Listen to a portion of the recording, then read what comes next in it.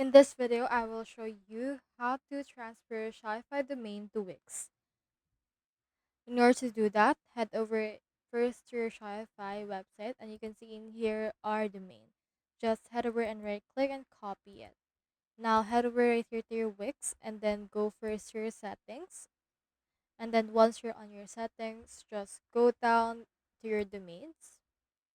And then from in here, just add your Shopify domain that you want to use. Now just remove this slash as well as the HTTPS and then click on let's go. So in here, this is the domain that's taken. Just click on this, yes, I own this domain.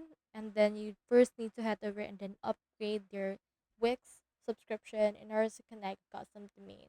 Once you have upgraded it, you can just follow the on-screen instructions in order to facilitate this transfer.